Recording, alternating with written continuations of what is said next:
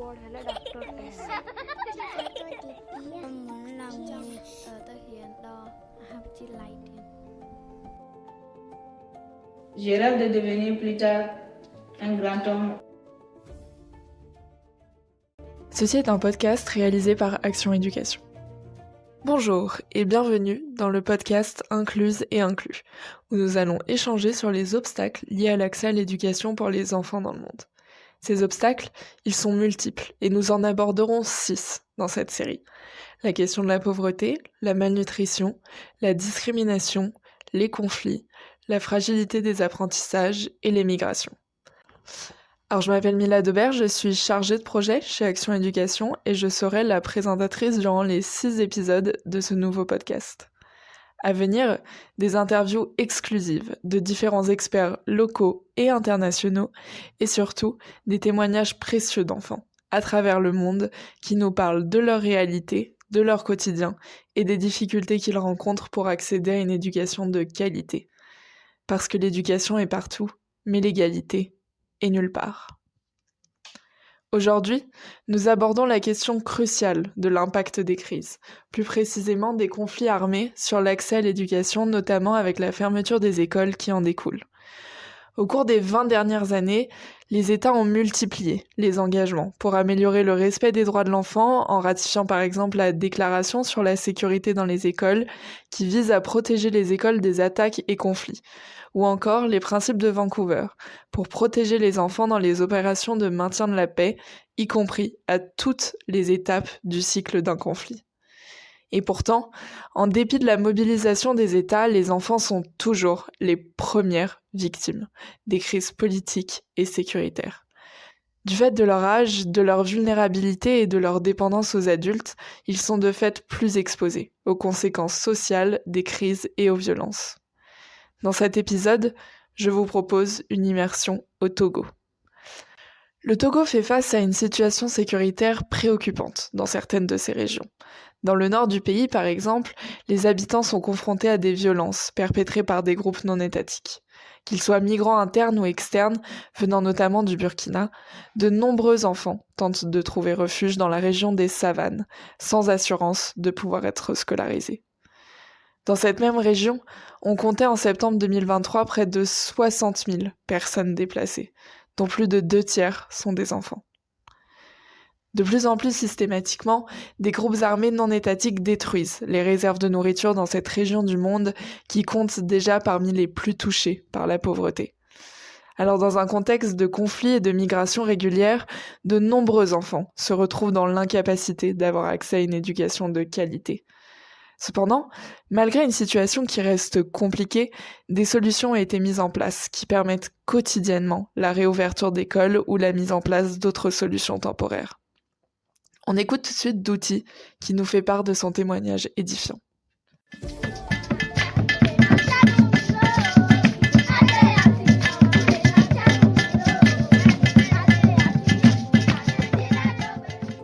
m'appelle Douti Abdou Razako.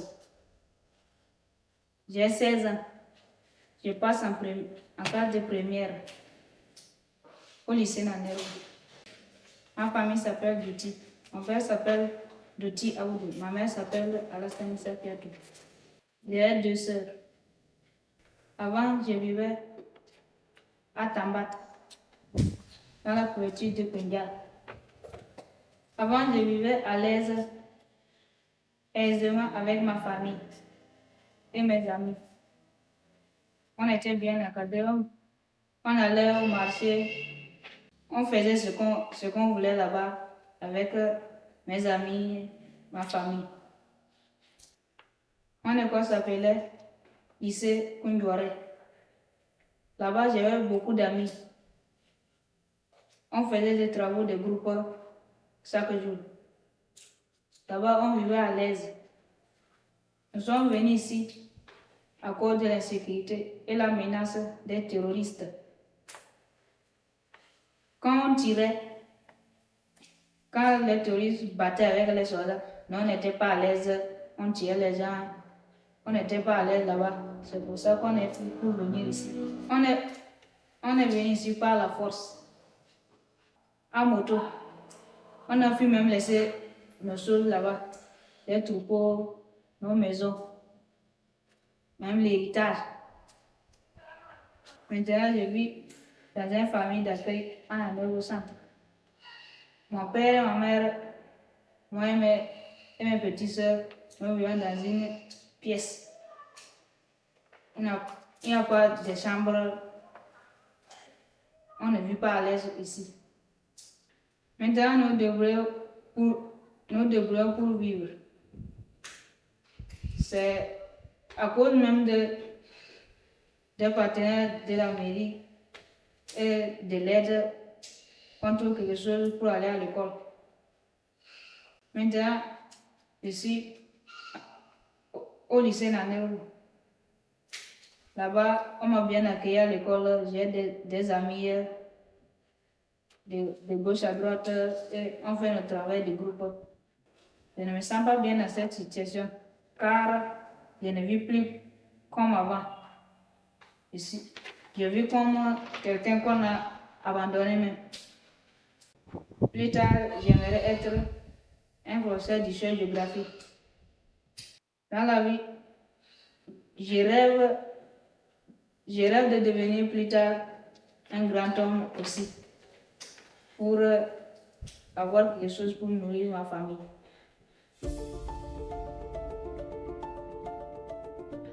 Douti est donc un adolescent déplacé à cause de conflits dans sa région d'origine. Du fait de la situation sécuritaire au Togo, ces enfants déplacés sont nombreux et n'ont pas souvent accès à une éducation continue. On écoute tout de suite Dorcas Kakomakate pour plus de précision.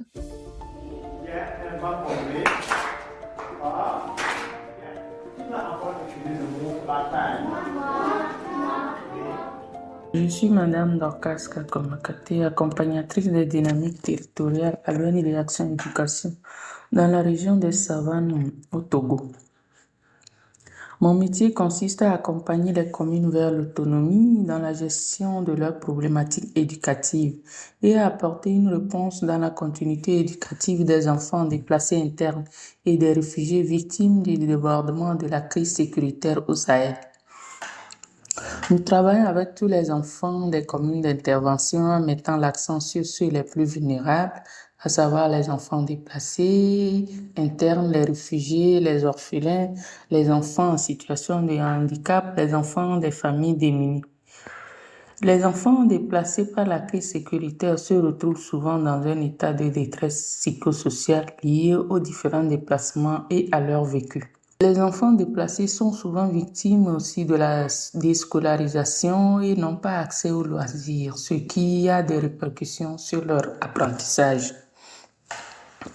Nous apportons des soutiens en vivres, en kit scolaire, en suivi scolaire à ces enfants. Nous apportons un soutien psychosocial pour aider ces enfants à surmonter les traumatismes liés au déplacement et à leur vécu. Nous passons également des messages de sensibilisation sur leur acceptation dans leur environnement d'accueil.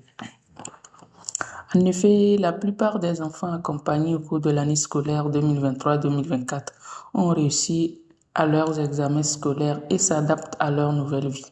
Le témoignage des enfants interviewés peut confirmer cela.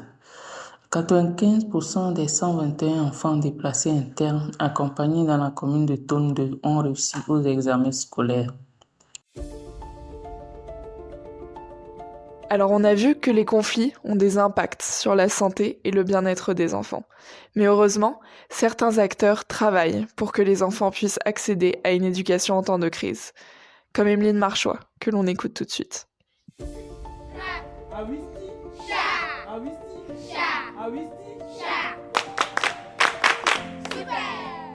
Alors bonjour Emeline Marchois, vous êtes spécialiste éducation au sein de l'INE, donc le réseau Interagence pour l'éducation en situation d'urgence. Est-ce que vous pouvez nous expliquer un peu ce qu'est l'INE et quel est son rôle auprès de ces pays ? Donc l'INE, c'est un réseau Interagence pour l'éducation en situation d'urgence. C'est un réseau qui est gratuit et ouvert à toutes les personnes qui sont intéressées par l'éducation en situation d'urgence. On compte plus de 21 000 membres. On a une présence dans plus de 190 pays. On regroupe des ONG internationales et nationales. On trouve aussi des enseignants au sein de nos membres, des acteurs de la société civile, des agences des Nations Unies, des ministères et des bailleurs. L'INE, en fait, a été créée pour harmoniser la partie technique de l'éducation en situation d'urgence au sein des interventions humanitaires pour garantir donc une éducation de qualité, mais qu'elle soit aussi pertinente et qu'elle soit sûre, donc qu'il y ait l'aspect sécurité pour tous les apprenants et les enseignants et la communauté éducative et par conséquent la communauté locale. Et nos travaux sont vraiment orientés autour d'une base commune de référence qui sont les normes minimales pour l'éducation en situation d'urgence, mais l'éducation au sens global également. Nous avons un rôle de diffusion des informations et des nouveautés au niveau de l'éducation en situation d'urgence, donc de partage de ressources, de partage de connaissances à distance et sur place, par le biais aussi de la page web. Et on a toute une équipe de communication et une équipe de service aux membres qui travaillent donc pour amener des connaissances et aussi diffuser les connaissances que nous apportent les membres. On a aussi un travail de plaidoyer par lequel on veut vraiment élever et amplifier les voix des membres et à long terme influencer les politiques. Et je terminerai en disant que les normes minimales, c'est un cadre d'action et de bonnes pratiques, que c'est vraiment un cadre de référence sur lequel on base toutes nos activités et c'est un chemin à suivre pour atteindre des objectifs autour d'une vision commune, mais ce n'est en aucun cas une obligation et une contrainte pour les utilisateurs. J'ai une deuxième question pour vous, c'est comment est-ce que justement ces communautés, elles s'organisent dans les situations d'urgence? Parce que vous l'avez dit, vous travaillez avec elles, mais comment est-ce qu'elles s'organisent et comment est-ce que vous les accompagnez sur le terrain concrètement? Alors, c'est dans nos principes directeurs de soutenir les populations déplacées et on compte sur la participation active des communautés. C'est donc les communautés qui sont actrices en fait de leur évolution. Quand on parle de population en situation de déplacement interne, il faut aussi comprendre pourquoi elles se retrouvent en situation de déplacement interne. Quelle est la crise qui a provoqué ce déplacement? Est-ce que c'est une crise sécuritaire? Est-ce que c'est une crise climatique? Et est-ce que c'est aussi, comme c'est le cas dans certains pays, les deux? À l'heure actuelle, il y a une multiplication des situations d'urgence et les situations d'urgence sont prolongées dans le temps. On note qu'en moyenne, selon les chiffres de l'Office international des migrations, que la durée moyenne de déplacement interne est de 10 ans. Donc en 10 ans, en fait, les communautés parviennent à reconstruire un semblant de normalité au sein des camps ou au sein des communautés d'accueil. En mai 2024, on a recensé 68,3 millions de personnes déplacées internes au niveau mondial, à savoir que presque 46% de ces personnes déplacées internes vivent en Afrique subsaharienne. Donc, une durée moyenne de déplacement prolongée, une incertitude qui est prolongée, et des besoins qui ne font qu'augmenter. Alors en fonction du type de crise, les interventions vont être différentes. Pendant la crise, on va dire, l'accent va être mis sur la protection, donc l'éducation, l'école en elle-même ou la communauté éducative va être là pour apporter une protection physique et psychosociale aux apprenants, alors qu'après, on va regarder des programmes d'éducation accélérée, par exemple. Les fermetures qui sont liées aux attaques, elles entraînent donc une incertitude au niveau du cursus, du curriculum et de l'apprentissage des élèves. Ça mène des fois à des années blanches ou à des années perdues. Mais je dirais que le problème majeur, en fait, en situation d'urgence, c'est la protection. Et les populations déplacées font souvent face à ce problème de protection, de ne pas se sentir protégées et de ne pas se sentir inclus dans la communauté d'accueil. On essaye de faire en sorte que les acteurs échangent entre eux et apprennent les uns des autres et qu'il y ait une mutualisation des expériences. Et par le biais des points focaux, on a pu voir au Cameroun et en République démocratique du Congo, par exemple, des rencontres ou des réunions dans les universités, là où ils forment de futurs enseignants, donc les sensibiliser aux approches éducatives pour les populations qui sont en situation de déplacement.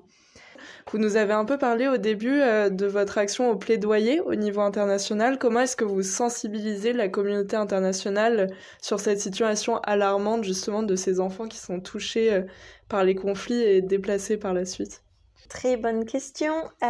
Donc nos espaces de travail ont tous comme objectif de faire prendre conscience que l'éducation en situation d'urgence, c'est un pilier à part entière de l'intervention humanitaire. Parce que l'éducation en situation d'urgence permet un accès aux besoins de base, donc l'accès aux soins médicaux, l'accès à l'abri, l'accès à l'eau et aux sanitaires. Et donc ces thématiques, elles sont en elles-mêmes les 3 piliers fondamentaux de l'humanitaire. Mais en fait, on peut faire, il y a un effet de vase communicant. On n'a pas uniquement accès à des soins médicaux en allant dans un centre de santé. On peut aussi, au sein de l'école, trouver un référent, un enseignant par exemple, qui nous enverra, qui nous orientera vers des services médicaux spécialisés. On estime aussi que l'école permet un abri physique quand c'est possible et que les infrastructures n'ont pas été détruites et que c'est suffisamment sécurisé. C'est pour ça que dans le droit international, les écoles ne doivent pas être attaquées ni stocker du matériel militaire ou bien accueillir des militaires dans les locaux. Et vraiment, ce qui est clé, c'est de parler de l'éducation en situation d'urgence, de rappeler que l'éducation est transformatrice, elle offre non seulement des compétences pour la vie, telles que le calcul et la lecture, mais elle offre des compétences de vie. Et ces compétences de vie, c'est des compétences de survie, bien trop souvent malheureusement, qui permettent aux enfants et à la communauté aussi de s'orienter pour se protéger. Donc le fait d'avoir appris à lire, ça pourra les aider à lire des consignes de sécurité, par exemple, comment se mettre à l'abri. Ça leur donnera peut-être l'idée d'aller chercher le soutien d'un référent pour avoir un soutien psychosocial. Donc l'éducation pour des compétences pour la vie, mais aussi des compétences de vie. La communauté internationale a pris l'engagement de construire d'ici à 2030 un monde juste et durable. Sans un respect des droits fondamentaux de chaque enfant, partout dans le monde, ce vœu restera pieux. Alors face à une telle menace, la communauté internationale dans son ensemble, État, société civile, secteur privé, doit se mobiliser pour faire du respect des droits de l'enfant une priorité et une réalité absolue. À bientôt pour un prochain épisode du podcast Incluse et Inclus.